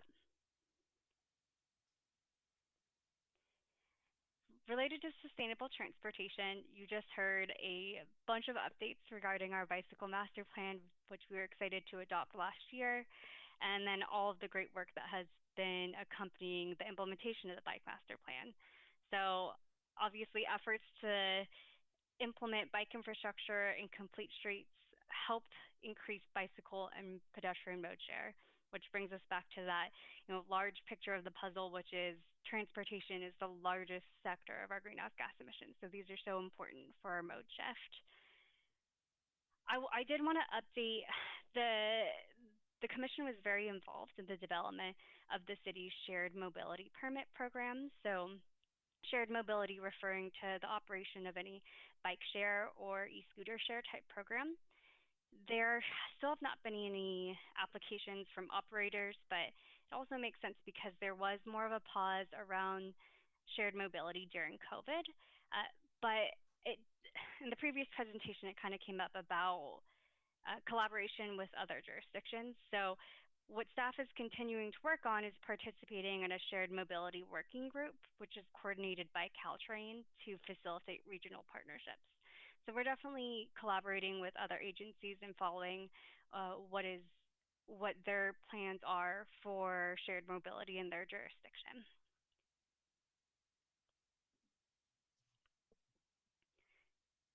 The city is currently meeting the state's compliance goals for solid waste and waste generation, and we're actually doing a great job exceeding them. Multifamily composting has come up again and again as a priority to the commission and to the council, and so staff have continued to put efforts to outreach to multifamily buildings directly either through the HOA and through the property managers, and recently launched a suite of resources to encourage best practices in waste sorting. And then additionally, last year, the city adopted the Disposable Food Serviceware Ordinance, which is modeled after the county's ordinance. And essentially, this ordinance will require food facilities to distribute disposable items that are fiber-based and compostable. And this ordinance goes into effect October 2022. So there's a good amount of time to allow restaurants to transition and use up their inventory and also start to test new products that comply with the ordinance. But in the meantime, staff launched the Quit the Cutlery Pledge campaign, which is a voluntary effort that's actually really been staffed and helped by volunteers in the community to encourage restaurants to only provide cutlery, like forks and knives or chopsticks, and condiment packets upon request by the customer. Because we often find those items already in the bag when you go to pick up your food, and you might actually have the opportunity to bring your own cutlery with you or eat at home and don't need them. So we hope that restaurants will take the simple pledge and the simple behavior change to reduce the amount of cutlery waste. Water and wastewater. So I wanted to highlight that Cal Water provides a variety of rebates for water efficiency measures, both for residential and commercial customers. And the city actually provides some matching funding for rebates for rain barrels. And this past year, the San Mateo Countywide Water Pollution Prevention Program launched a new rebate that incentivizes rain barrels even larger in capacity, so up to 200 or over 200 gallons. And then finally, the city is also taking on its own actions to address water consumption in our parks. And for example, we've increased the amount of wood mulch to reduce moisture requirements for plantings. And very specifically, in the 9th Avenue entrance at Central Park, where we used to have lawn, this area, part of this area was removed and replaced with drought-tolerant plants.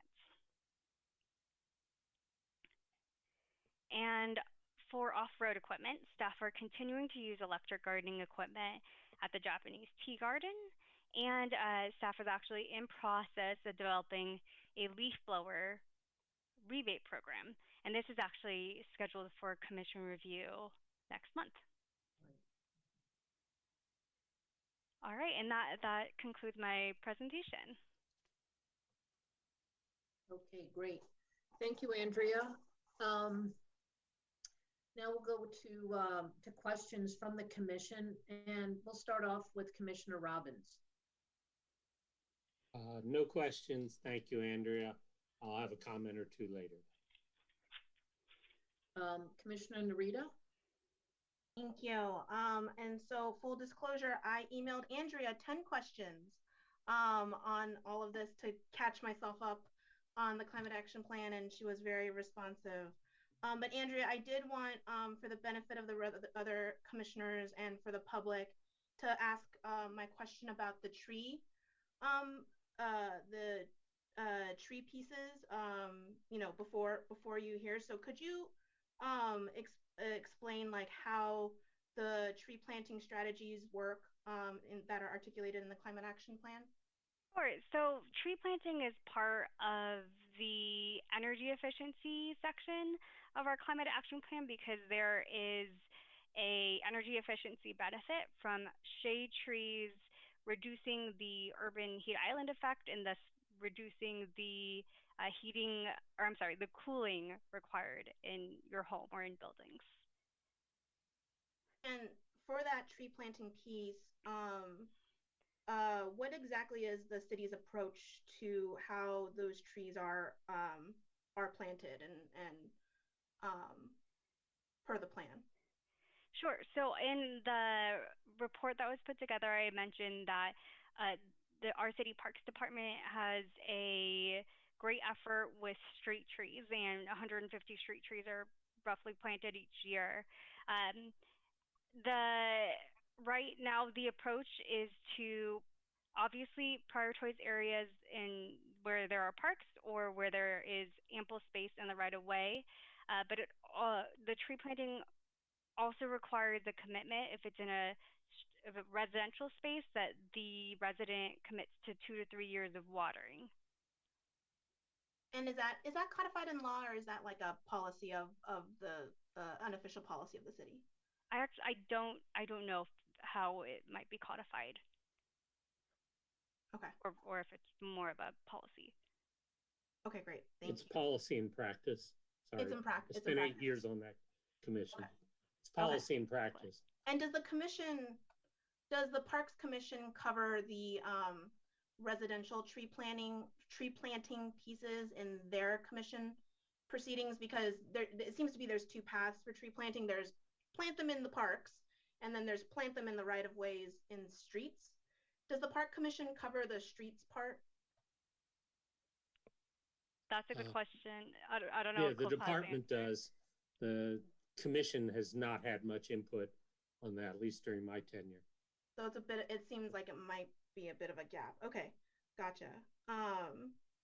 And then the other question I had, Andrea, and we talked about it a bit offline, but for the benefit of the commission and the public, is with Biden's recent announcement of our carbon emissions commitments to the world, being at 50 to 52% reduction by 2030.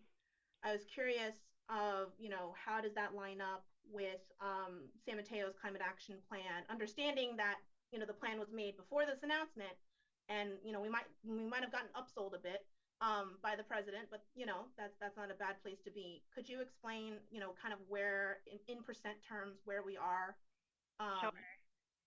Yeah, so the commission might remember that the greenhouse gas emission goals are actually set in per capita in our climate action plan, but I do have some percentages. So in 2030, we committed to 4.3 metric tons per capita, which roughly equates to just 20%, a goal of a 20% reduction under the 2005 baseline by 2030. And while that does not seem that ambitious, further analysis in our climate action plan shows that we really do plan to go much further than that.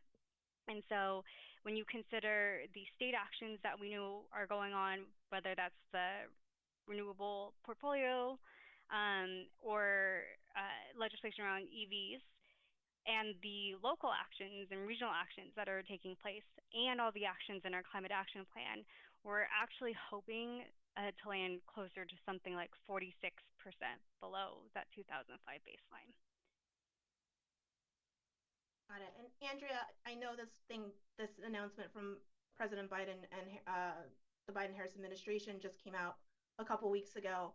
But in the coming months, is the city, and also maybe it's the county, I don't know, kind of thinking about how to potentially reevaluate and create more ambition in existing climate action plans to, meet that delta between 46 and 50/52, or even exceed 50/52, because we know other parts of the nation will come up short. Just trying to, is there just a rough outline of a timeline if you have it already? Sure. I mean, I think that's something I feel very passionately about and excited about in this role, because just because our climate action plan has this set of measures doesn't mean we can start to explore things beyond what's in the climate action plan. Like, we're able to be very responsive and flexible, because I think if anything that's happened over the past years is we've noticed things pop up. And so we're able to be more responsive to another initiative that might have a larger greenhouse gas emissions impact that we don't know of yet. So we can be responsive and flexible and strive, towards greater greenhouse gas emissions than what we've got in the plan right now. Thanks. No further questions. Okay, great. Commissioner Lorraine. Thank you, Chair, and thank you, Andrea. I was wondering, Andrea, if you had any thoughts or updates on progress related to multifamily composting beyond what you mentioned on your slide. I was thinking about maybe the state laws, some of which have been kind of phasing in over a number of years. And do you have a sense of whether any of those might be able to help us in addition to what's currently being proposed with the pilot to extract and so on? I don't have updates beyond what I provided in the report yet. So those are kind of the two main efforts, the direct outreach to HOAs and property owners and the development of those resources. And then you just touched on the organics program that also helps divert waste. But I could absolutely follow up with you, or Roxanne Murray, our solid waste manager, is the right person to follow up with too. Mm-hmm. Okay. Do we have a list on our city website for the businesses who have said they're going to participate in quitting the cutlery and/or San Mateo County green businesses? And if not, is that something that we might be able to add or maybe link to? Yeah, that's a good point. So yes, the businesses that have taken the pledge to quit the cutlery are listed on the city's website. It's a link off of the sustainability page. I do not have the current list of certified green businesses in San Mateo on our website, but yeah, that's a great idea. I will link them. Hooray! Thank you. Are we working? I think we heard some awesome updates and reminders of big progress on building electrification for new buildings and new construction. But of course, another big piece that I imagine will be a tough nut to crack would be for existing buildings.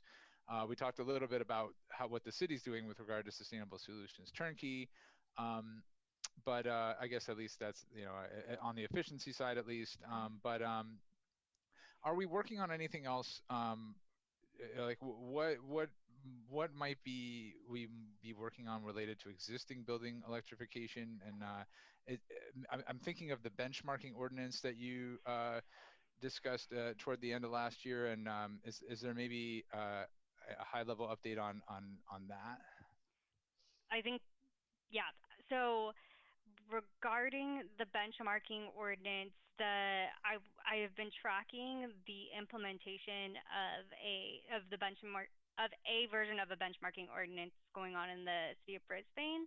But yes, that is another priority for the climate action plan in addressing existing buildings. So the idea is a benchmarking program is triggered at a certain time, and whether it's time of sale or a certain year date certain, where the building owner would be required to be required to do some benchmarking to identify energy efficiency opportunities. And so yes, that I think is a potential tool for the city of San Mateo. I think also there might be potentially reach codes that are triggered by large renovations that might get more at our existing building stock. So reach codes that explore either energy efficiency measures or building electrification measures again. Thank you. I think those are my top questions for now, Chair. Thank you. Okay, thanks. Andrea, my questions are on the CAP matrix. It's roughly page 21 of the handout for today's meeting. And I'm going to just kind of pick up on what Commissioner Lorraine in terms of all electric on existing buildings. And as you see, it's got the greatest opportunity for greenhouse gas reduction. 2030, 2030, it's almost 14,000 metric tons of carbon, I believe is how that's interpreted. I don't know whether, and I'm assuming that means 14,000 metric tons of carbon are reduced somewhere around 2030 if a certain amount of existing buildings went all electric. Is that how we interpret this? Yeah. Yes. And I thought it was interesting because it's one of the largest opportunities, though probably the most difficult to achieve. But I was a little surprised that there wasn't any data to start to measure any progress. And I said, well, could we not measure who's gotten rebates? I don't know, but Yeah, I'm glad you brought that up. So there are two paths that I went through to try to find data for the all electric existing building category. One was permit data, but what I learned from our building department is that we don't track the fuel type of what was existing and then what was switched in. So that's a really challenging one. But that's only one path, right? So I think you bring up an important one, which is tracking the number of rebates. And the program that I had mentioned for through PC had just launched this past year. So I'm hoping that we'll have some residents and homeowners take up that rebate opportunity this year. But it's just a very new program. Right. So it's kind of interesting. If we were able to track fuel type during a permitting, or possibly a sale. Does that give us at least some benchmarks to start measuring? Yeah, quite possibly. Yeah. So like I said, that's one of the largest opportunities on reduction, and yet it's probably one of the most difficult to achieve and to measure. Yeah. So I just want to kind of put that out there. There is a, for the non-residential energy efficiency retrofits, roughly there were 18, I saw here, 19 businesses that have certified for the retrofit and 18 that are going to enter or are in the certification process. Do you have a sense of the total number of potential businesses in the city who can be certified for this? And the reason I say, if you have your universe, and we know we've got 19 now, potentially 18 in the pipeline, but yet we have 300 businesses, it starts to once again give us a sense of how we are proceeding on that particular metric. Sure. I mean, 19 is a very small number. I mean, just restaurants alone, we have, you know, over hundreds of restaurants, and you do not have to be a restaurant type facility to participate in the program. Right. So we could have much more participation in the green business program. I will say that's not that's one metric I'm providing, and unfortunately, it is sometimes really hard to track these things because there are other types of programs that that businesses can use to upgrade make energy efficiency upgrades, and that I'm not necessarily always able to get that data. So right, to get that data, yeah. Yeah. I know collecting this data on metrics is not easy.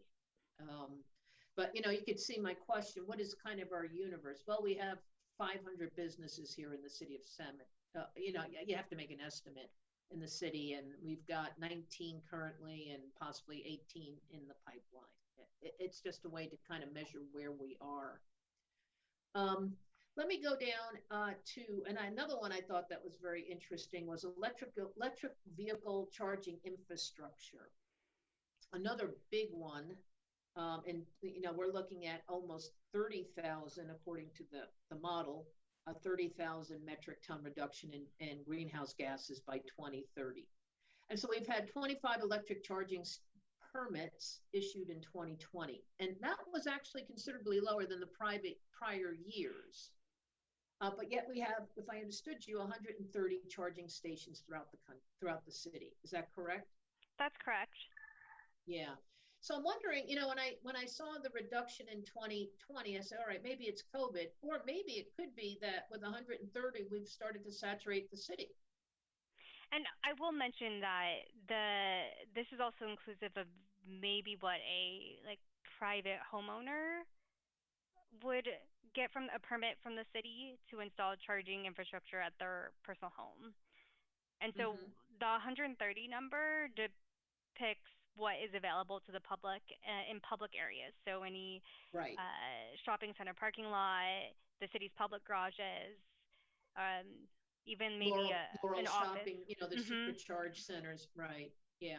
And I would imagine that's probably the vast majority of them personally, versus having this at their residence. But some people, I don't know, Commissioner Robbins has an electric vehicle. He might be charging it out of his home. I don't know. But for now, what we do know is 130 that are available to the public.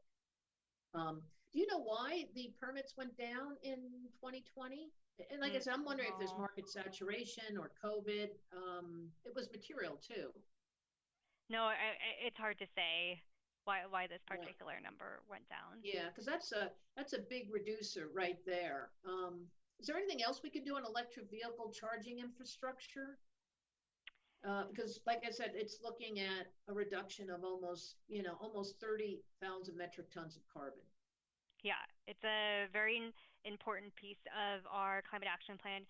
I think the city is doing its part in terms of providing electric vehicle infrastructure at our own public facilities. And then I think the other piece of this is ensuring that the permit process for any private residents who would like to install a charger at their personal home is streamlined and easy to navigate. So we did put some effort into that. We had developed a specific permit guide for installation of an EV charger at a residence or at a commercial site, actually. So we have handouts for both. Sure. Okay. So just making sure to reduce every barrier. Right. Yeah. Be it, you know, a private residence or a city infrastructure or, you know, private parking lot, you know, privately owned parking lot, Hillsdale Shopping Center, for example, making sure that that permit process is really easy and possibly offering, if we can, any incentives, or maybe the county has some incentives. That's a real. I guess I'll interrupt to also say that we also adopted an electric vehicle readiness reach code beyond the state to further encourage. That. Yeah, right. and for the first time are requiring the actual installation of level 2 chargers at new non-residential sites. So that for sure will create more charging infrastructure availability. Sure. Okay, one last question on, I'm going to go back to residential energy retrofits, energy efficiency retrofits. In the documents, it states in 2020, 16 single family homes were retrofitted, certified retrofitted. And it mentions that in 2020, there was reference to energy advisor leads. What are energy advisor leads? Yeah, so the energy advisor hotline is essentially, I mean, it's a phone number that anyone who is interested in the Bay Run Home Plus program can call and be given some support. So a lead is anyone who used that program. So whether or not they went through with the program during that calendar year, that might not be the case, but I think often they're referred either to another incentive or another program that might be applicable for their interest. Oh, all right. So it's a phone number. You know, is that phone number available anywhere on the city's website, or particularly around the CAP, or where it would be appropriate? But I see what you're saying. It is linked to off of the sustainability website. Yeah, the Bay Run Home Plus program. Mm-hmm. Okay. All right. And that's the best place for it, you think? I think so. And I'll check if I have another area, like another web. So I know it's on the front page right now. And I can't remember if it's also linked to on another page. Okay. All right. Anyway, you just might want to look into it. Now that I understand what energy advisor leads are, I appreciate that. Okay, good. Thank you. I have no further questions. Let's move to the public. Cookie, do we have people who would like to speak? I have Carol Seinfeld. Okay, great. Carol, you know the drill, and we look forward to hearing from you. So please. Thanks. Carol Steinfeld. Just 2 brief points. Volunteers assisting the foodware ordinance was mentioned, I think. And I think it's worthwhile to formalize that effort, perhaps by creating downloadable materials that residents can bring to the restaurants they go to. The 2 places I go to do not seem to know about the ordinance or that it's coming up or anything about it. One of my previous communities had a whole team of volunteers who helped carry out various sustainability actions around solid waste and promoting composting and rain collection. Ideally, we'd have a civic group that did that, but that comes and goes in our city. So I think an info sheet that could be noted in the city's emailed information could be helpful. And at a previous meeting, I suggested there could be a climate action plan cheat sheet for the Planning Commission and Planning Department permit applicants. I don't know if that happened. Even if water and wastewater represent a small percentage of carbon use per this report, new projects really need to feature gray water systems where appropriate. I actually think that's more relevant than purple pipe readiness for any significant non-potable needs. We have new developments coming online, and they really need to they need to reflect the realities of our resources and infrastructure on the peninsula, and that includes our water situation. And again, it's in the cap. It might be 1%. It's relevant. And gray water will be relevant to the treatment plant, which even with its methane capture might be emitting more carbon because advanced tertiary treatment uses a lot more energy, although that's more about dealing with the nutrients. So again,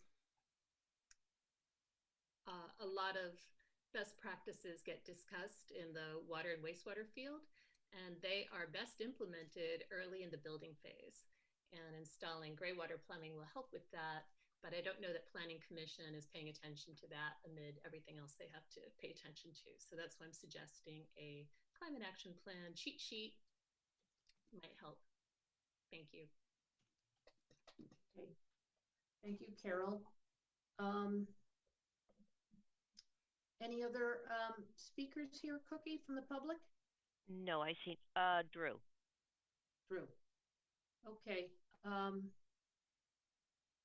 Drew, please. Yes.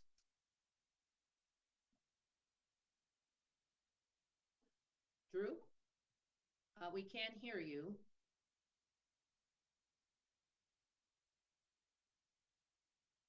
Cookie, can we stop the timer or reset it? Yeah, let's reset it. Let's see, Drew. I see. Are you there, Drew? Drew? Yeah, Drew. Okay. Hello, yep. can you hear me? Yep. Yes, Now we can hear you, Drew. Okay. Okay. Thank you for that assistance there. Appreciate it.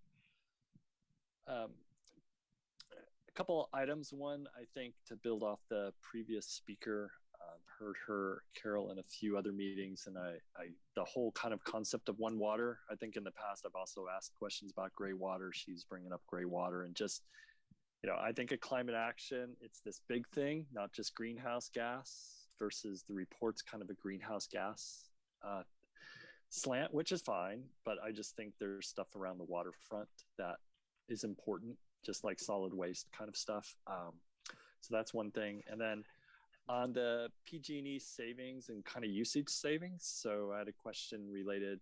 It shows data for like 2020 to 21 actual, but I'm assuming that data is skewed lower because the buildings have been closed or much reduced occupancy. So those aren't like, it's a more, the savings aren't quite as big as shown once things kind of go back to quote normal.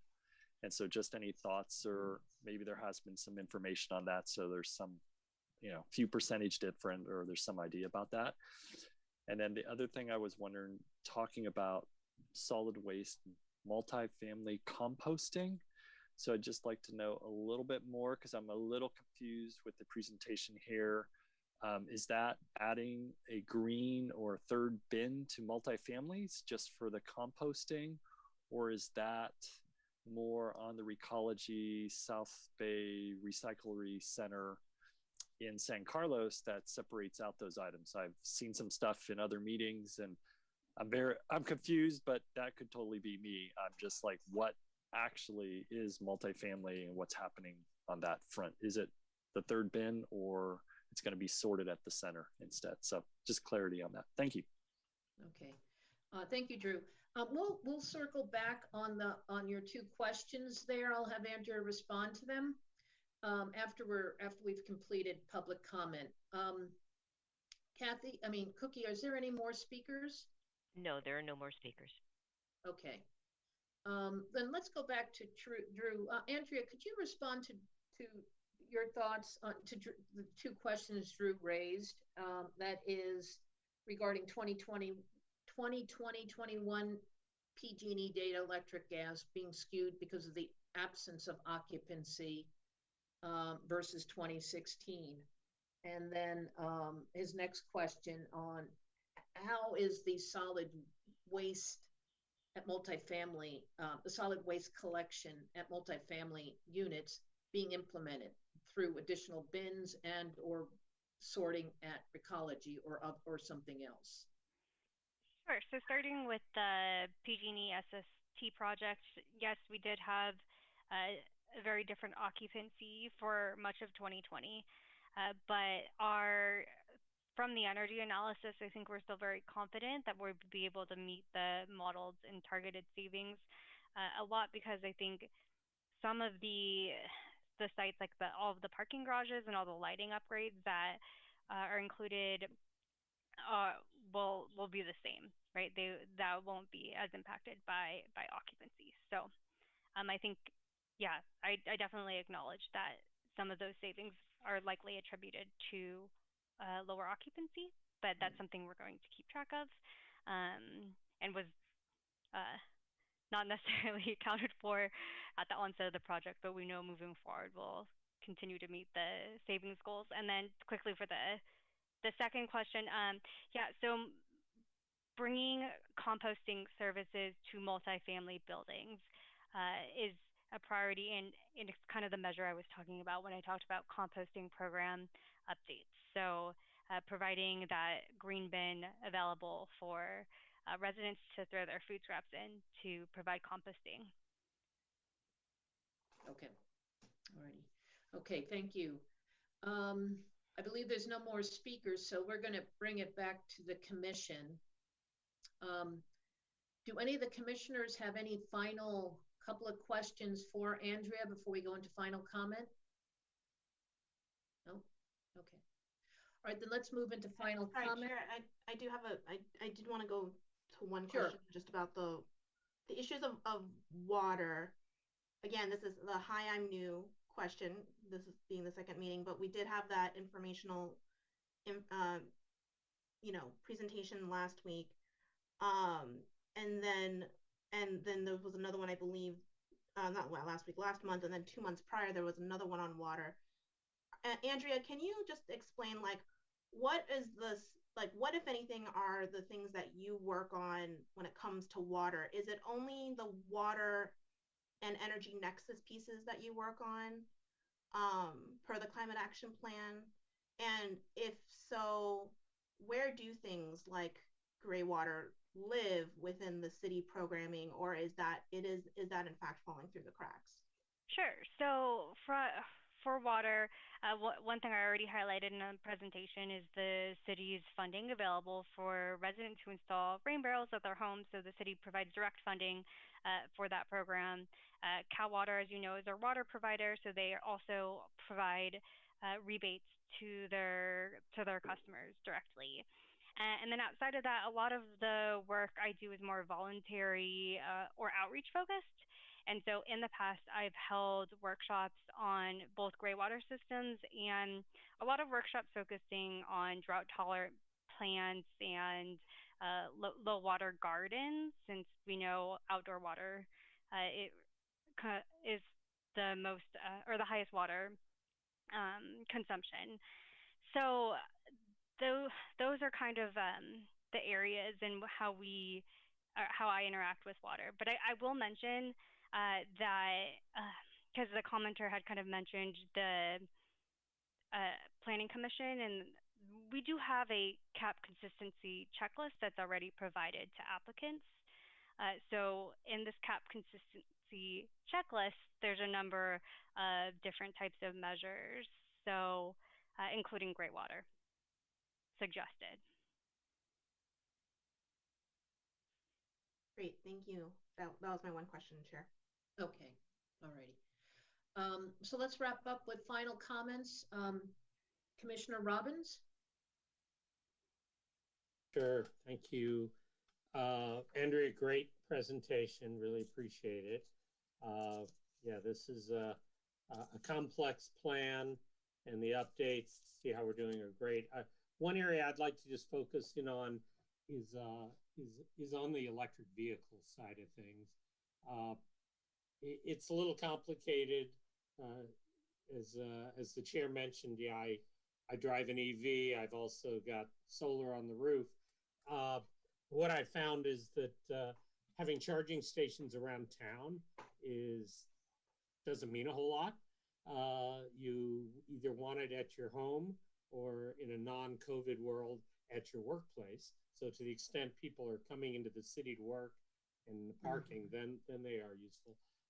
Or you need them along your route when you're doing longer distance travel, which is sort of out of our purview. That's a state and private sector thing.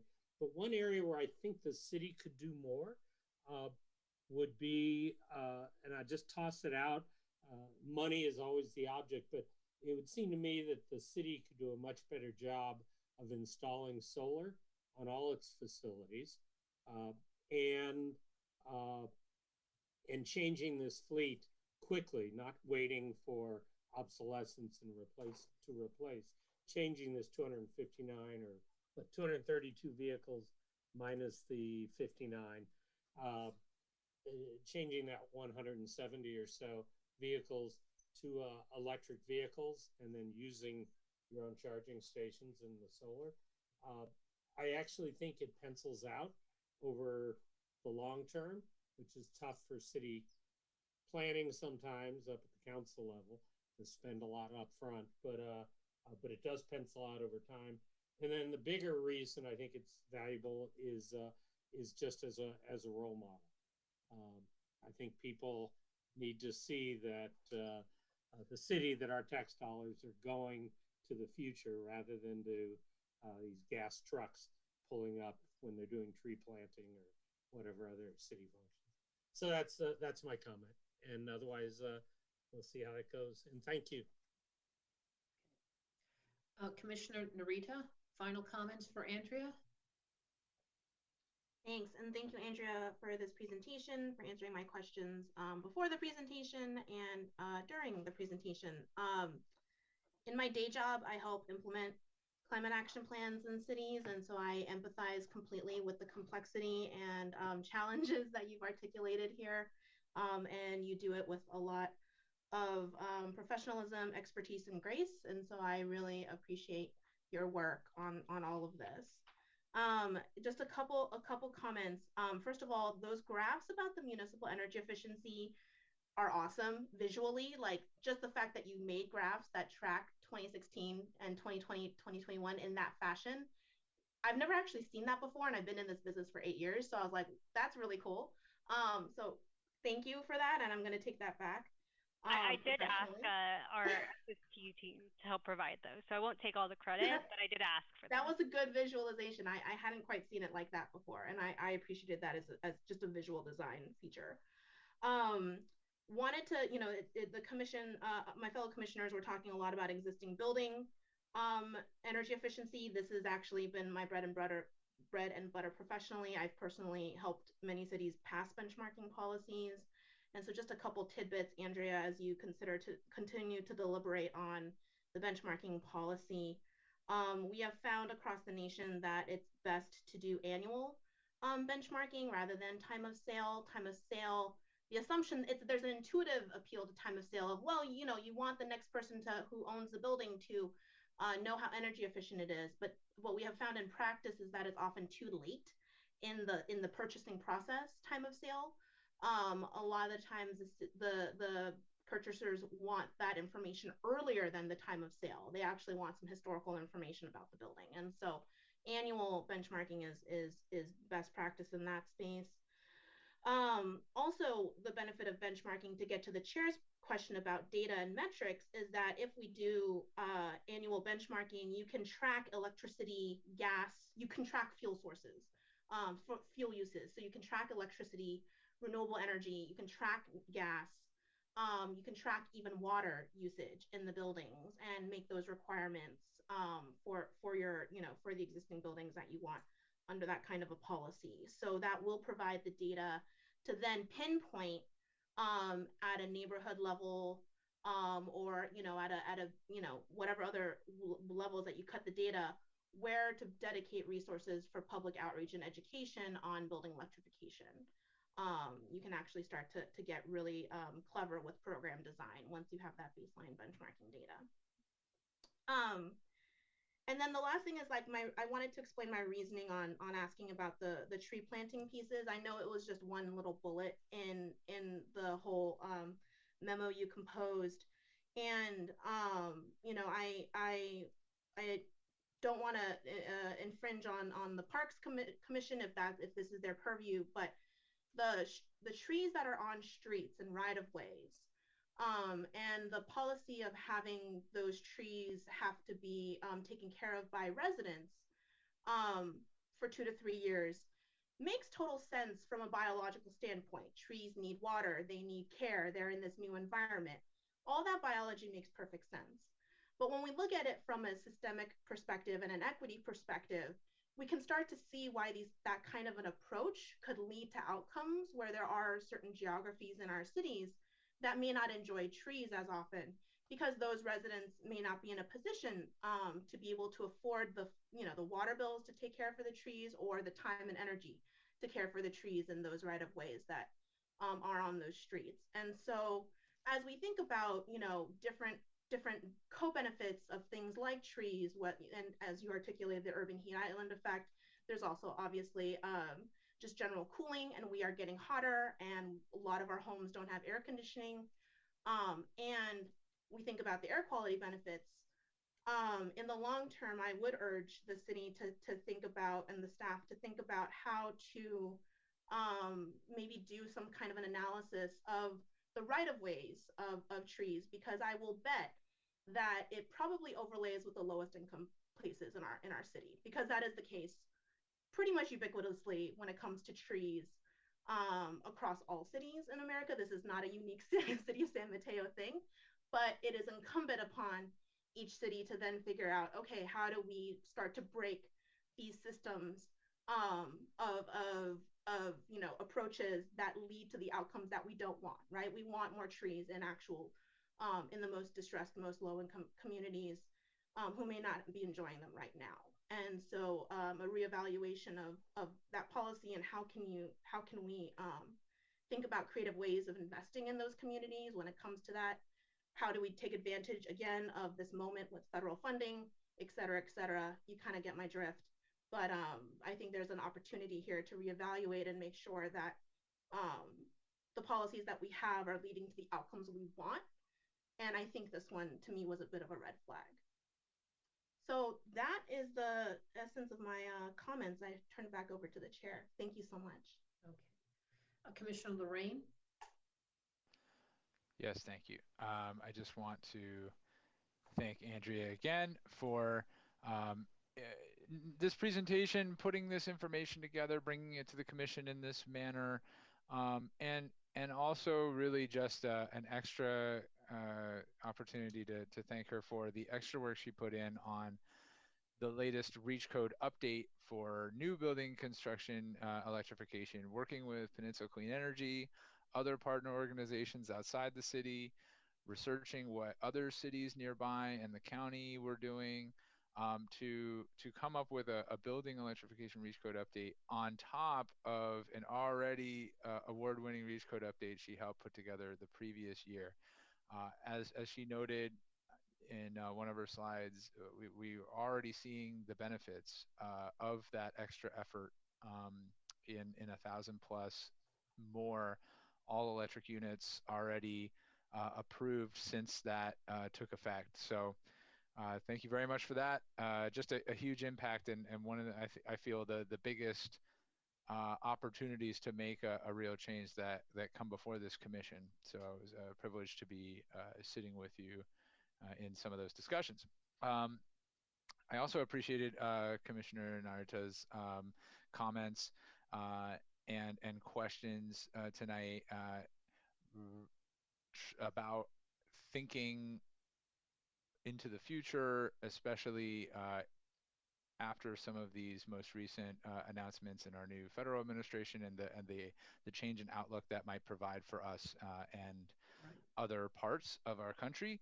I agree. I mean, we should never be stopping. We should be continuing to take looks such as these and use them as opportunities to think about what we can do better going forward, and keep reaching for as much as we can. So I'll be keeping that in mind as I continue to look at the report and thinking about what's next.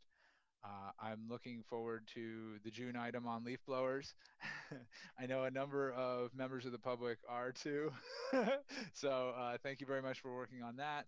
I also wanted to maybe just ask, or maybe I'll just give a heads up here about, I think last year we had an item update from Roxanne Murray on solid waste, and I wonder if this year we could have one as well, based on what one of my questions and interest in that portion of the plan.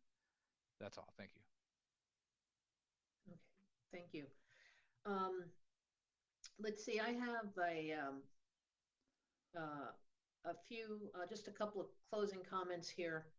And I'm going to start with recognizing businesses and residences that did a energy efficiency retrofit, in terms of recognizing them. And I'll just share with everyone, you know, each year the city recognizes, it's called the Home Maintenance Award. And each year, each HOA, the participating HOAs nominate a home that has been maintained nicely, or they've done improvements, low water use, however it is. But this is a big deal. And so all these people get together from each of the neighborhood associations, their candidate, and they are presented an award at a city council meeting and are given a certificate. And so, and we've been doing this for many, many years. That is recognizing homes throughout the city, in all areas,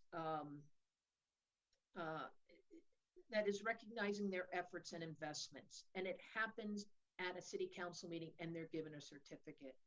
And I could see something like that to recognize the businesses that have invested in the energy retrofit, the residences that have invested in the energy retrofit. In fact, I would even put the restaurants that are now part of Quit the Culture program. Just to formalize this and elevate it. And it's a nice thank you from the city for these entities investing in these programs. So I'll just leave that at that, but it's something we currently do, and I can't see a reason why we couldn't do it for these particular programs.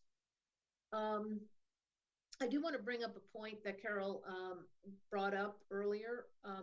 That is, you know, is there a downloadable material that if a city resident is patronizing, is eating at one of our city restaurants, and could show the owner the Quit the Culture program, even an app. You know, the city does create apps. We have a graffiti app that I've used probably half a dozen times. So if there was an app and a material that could be downloaded from the website onto a phone and then shared with a restaurant proprietor about the program. I think that's what Carol was getting to. I thought that was a very good idea. And I think for now, those are just my two kind of recommendations. As always, Andrea, a great job, and a great presentation, taking a lot of material and consolidating it for us. Great, thank you so much. Okay, if there's no we've finished up comments from the commission and the public. We have now concluded the annual progress report on the city's 2020 climate action plan. Once again, thank you, Andrea, and to the public, Drew and Carol, for your time and comments. The final item on tonight's agenda is reports, announcements, and meetings of interest. Does anybody have any reports, announcements, or meetings of interest they would like to share? I have one, but I'll wait until everybody else is done. Okay. Yes. Okay, please. Yep, Commissioner Lorraine. Sorry, thank you. Thank you, Chair. I just wanted to, well, I think first I'd like to ask about, maybe ask staff about the possibility, and the commission, of course, of having a solid waste update item between now and the end of the year, whether that might already have been part of the plan or whether it's a possibility to add if not. Sure, Azalea? Yep. Sure. So it is not part of the plan. So I would ask if you all could, as we have discussed before, vote if this is an item that we should bring to the commission. On a different note, we are having, actually we did have a study session on solid waste rates. Right. That was at the last meeting, and that was more of a financial update. So if you want an overall, update on the program, I think it would be great if the commissioners can vote on it. And maybe, Chair, before I push super hard for that, I think if commissioners are not interested in that, maybe they could provide their comments and we could leave it at that. Otherwise, I might ask for it. Right. And when you say provide comments, what does? Oh, I don't know. What do you mean? Maybe I'm overthinking this. Maybe I should just start by asking the commission through the chair if this is something other commissioners would be interested in having, and if they felt and yeah, yep. I have Okay. a clarifying question. Sure. So when this occurs and when we do these votes on various topics, is there a cost associated with, or an externality associated with it, of like, oh, but that means that we will have to push an XYZ thing? I just obviously I don't know. And then secondly, is there like a decision or like a motion that needs to happen on the topic at some point? Or is it more just like an informational update? I think that's my clarifying question. Sure. Zoe, do you want to take that, or would you prefer? Sure. In terms of externalities and costs, we always look at our time, staff time, and we have been, luckily we did fill a position. So Marie has been, we've had vacancies. So we filled a position a few weeks ago. So things are looking better. So it's really important for us to assess just the time and effort that it would take staff, as this would not be an item that we would be then taking to council. It would be solely for the commission. But I think we can, from a resource perspective, we can definitely accommodate it. Right. And Commissioner Narita, how this works is, if the majority of commissioners, in this case 3, support Commissioner Lorraine's proposal, as Azalea mentioned, it is not necessary. It would be done based on their availability of time. It's like I said, it's not necessary. It's an informational update. Now, if there's new information, material information that we have to act on, obviously then that changes the whole dynamic. But for now, it would be really based on staff's time to do such an update. Yes, and through the chair, thank you for those questions, Commissioner Narita, and this discussion. I think the more we discuss this, the more I'm inclined to maybe put a hold on asking for this immediately. I just feel that there are some questions I may have for Roxanne personally, and perhaps I can ask her them offline without going forth with the item at this time, and maybe in the next meeting, if I think there's still a use in having the commission bring forth this item, I could perhaps ask this again. But I do appreciate the fact that we just had sort of a commissioner meeting in which we discussed a little bit about practices related to adding things to the agenda and so on, and in the spirit of being as efficient as possible, I may just hold on that, but I appreciate you bearing with me as I thought about whether there might be value in adding an important potential item to our agenda. So I'll hold off on that for now. And I'll just go on to some regular sort of reports and announcements quickly. It is Bike Month, everybody. So it was great that we had a bike ped infra update on Bike Month. It's a flavor win. This is a great time to be discussing such things and again celebrating some of those wins, and hopefully people will take this opportunity to go out and try San Mateo Drive and some of the other the bike boulevard that have recently been completed in our fair city. Additionally, please check out Silicon Valley Bicycle Coalition. It's our coalition, if you will. It serves cities throughout San Mateo County as well as Santa Clara County. And they're running a number of programs and events for Bike Month, many of which are free to attend or enjoy, especially the return of Bike to Wherever Day. It's usually Bike to Work Day, but of course these days, as we're returning back this year, it'll be Bike to Wherever Day, but it's in May again this year. It's Friday, May 21st, not this coming Friday, but next Friday. And some people are going to be celebrating it even around that date through the weekend on Saturday the 22nd and beyond. So I would encourage anyone interested in such things to check out bikesiliconvalley.org/BTWD, like Bike to Wherever Day. There's a lot of information on that site. And then commute.org is running a number of reward programs. I think as we were looking in this bike item and ped infrastructure, we've touched on, the climate action plan update as well. We've touched on a number of topics related to transportation. We saw a slide from Andrea today in which she reminded us of how much of our greenhouse gas emissions currently come from transportation. Commissioner Roberts mentioned it as well in some of his comments. I think we're all aware.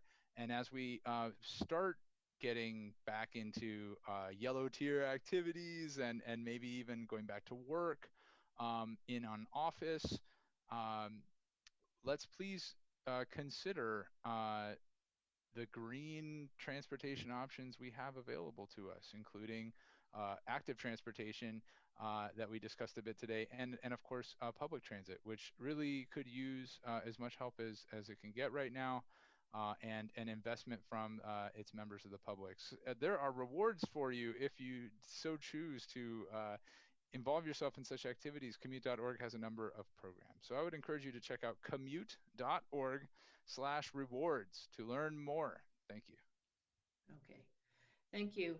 I just have just one announcement for the commissioners. I just want to bring to everyone's attention that at our next meeting, the commission will be selecting a new chair and a new vice chair to serve from June 2021 through June 2022.